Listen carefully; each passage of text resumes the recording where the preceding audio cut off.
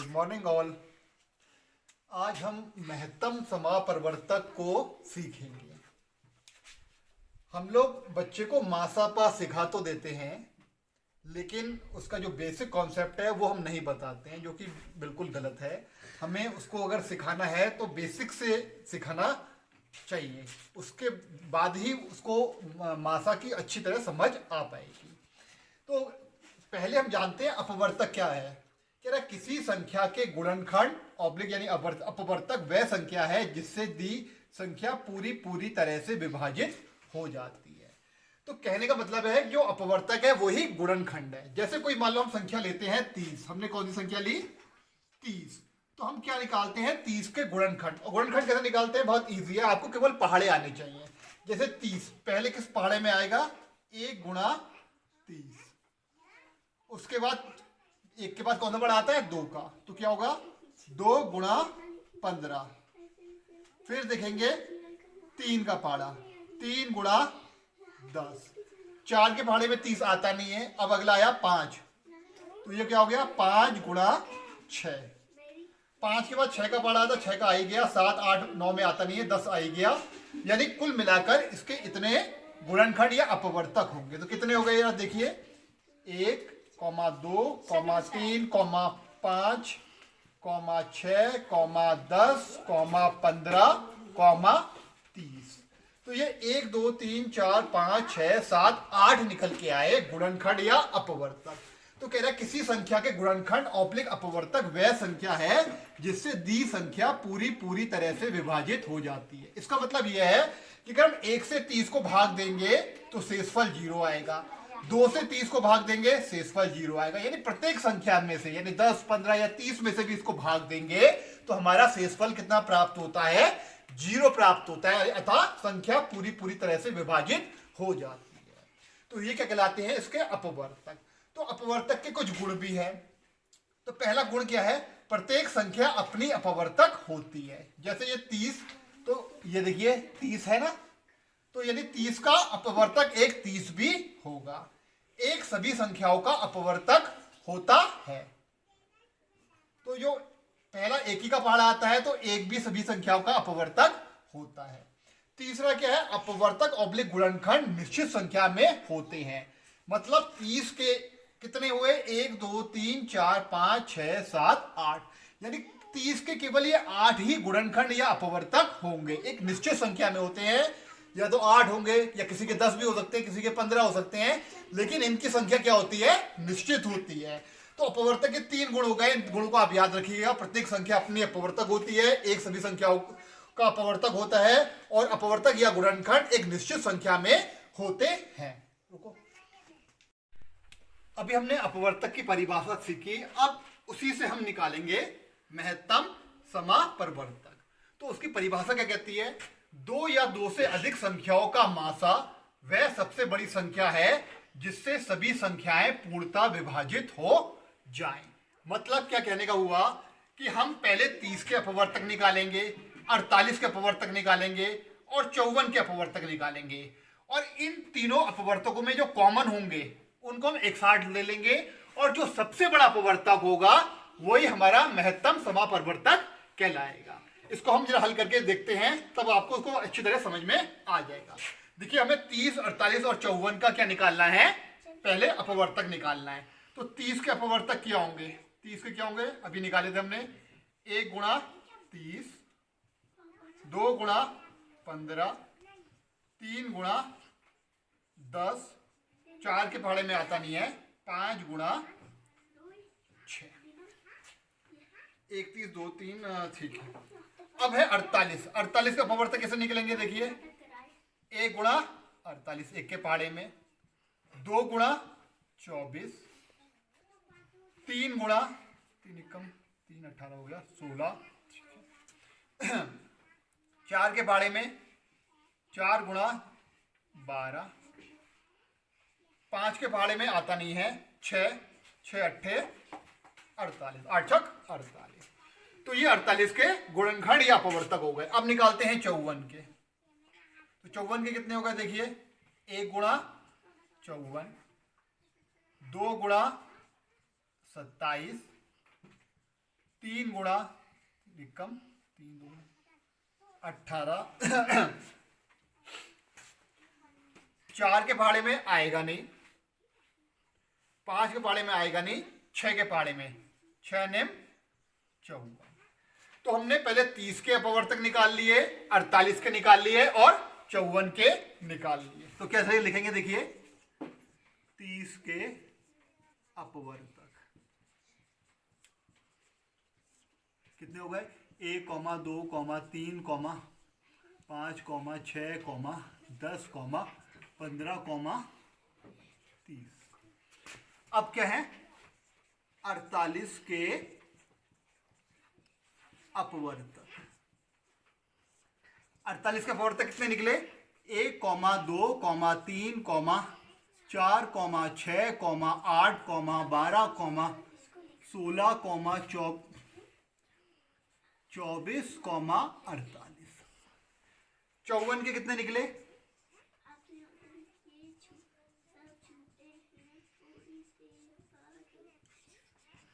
54 के निकले 1, 2, 3, 6, 9, 18, 27, 54।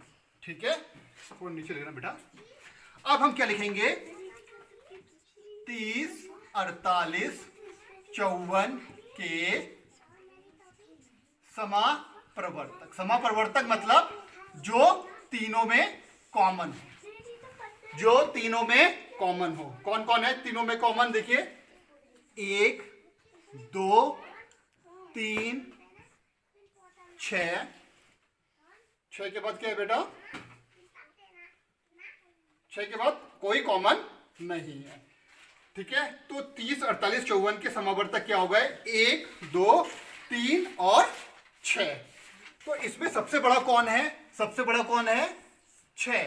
तो 30, 48, 54 का मासा कितना हो जाएगा, 6 हो जाएगा। तो ये विधि असली विधि है, बाकी विधि शॉर्टकट विधि है जिससे हम निकाल देते हैं आसानी से। तो महत्तम समवर्तक निकालने के लिए अगर बच्चे को सबसे पहले हम सिखाएंगे तो कौन सी विधि सिखाएंगे, अपवर्तक विधि सिखाएंगे। देखिए इसका नेक्स्ट मेथड है दूसरा वाला, अभाज्य गुणनखंड विधि। तो हमें बच्चे को सिखाना पहले अपवर्तक विधि से ही है, उसके बाद ही ये शॉर्ट विधि हमें सिखानी चाहिए कायदे में। तो हमें अभाज्य गुणनखंड विधि से निकालना है। तो पहले हम 30 के अभाज्य गुणनखंड निकालेंगे। तो नाम से ही झार है अभाज्य गुणनखंड, मतलब ऐसी संख्याएं से भाग करना जो अभाज्य हो। ठीक है, और सबसे छोटे से स्टार्ट करते हैं। जैसे हमने 30 को पहले 2 से भाग करा तो कितनी आया, 15। अगली अभाज्य संख्या कितनी है, 3 है। 3 से 15 को भाग दिया कितना आया, 5। फिर 5 से 5 को भाग दिया कितना आ गया, 1। ठीक है, उसी प्रकार 48 के अभाज्य गुणनखंड निकाले।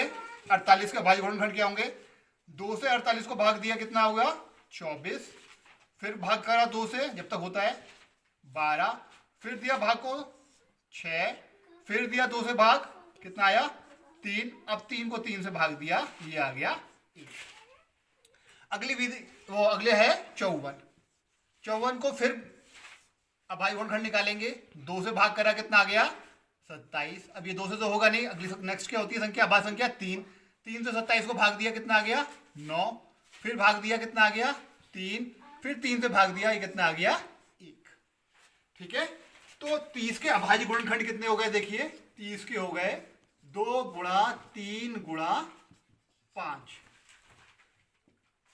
48 के कितने हो गए, 2 गुणा 2 गुणा 2 गुणा 2 गुणा 3।